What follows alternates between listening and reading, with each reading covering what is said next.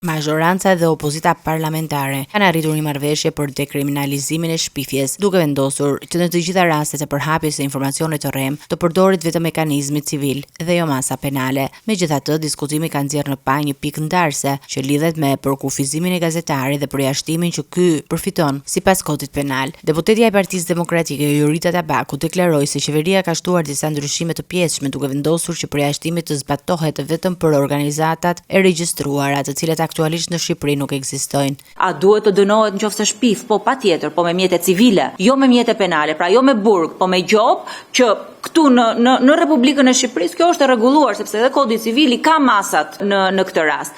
Qeveria mendon që kjo është një e drejtë që i takon vetëm organizatave gazetareske të vetë rregulluara dhe të regjistruara si të tilla. Sot në qendrën kombëtare të biznesit ka 0 organizata të tilla.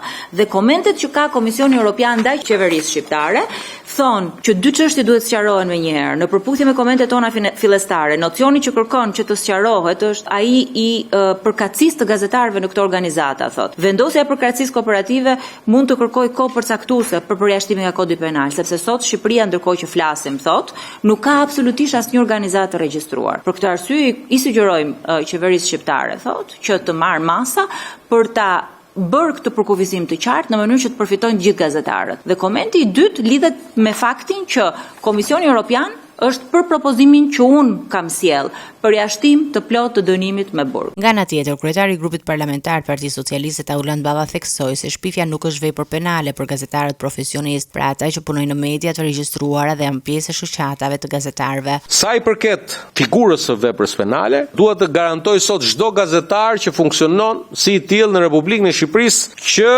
në këtë koncept nuk ka më vepër penale për shpifje për gazetarin, kur gazetari është realisht gazetar. Jo kur gazetari e vetë shpall veten gazetar, vej një beç këtu edhe thot unë jam gazetar. Është një hap i madh ndryshimi që ka sjellë qeveria, sepse e ndan shpifsin profesionist nga shpifsi amator. Shpifsin profesionist i tregon vendin, shpifsi amator e ndan dhe e vërteta është që me ndryshimin që për gazetarët në momentin që është i organizuar, në momentin që njihet me profesion gazetar, pra punon në një media të regjistruar, i organizuar në këto shoqata të tjera, përjashtohet për çdo rast, por ama një gjë do ta bëjmë gjithë. Në përfundim, kërkesa e deputetes Tabaku për heqjen e kritereve të përkatësisë korporative u rrëzua me 8 vota kundër dhe vetëm 1 vot pro në Komisionin për Europën dhe Punën e Jashtme, duke vulosur dakordsinë për mënyrën e re të dekriminalizimit të shpifjes.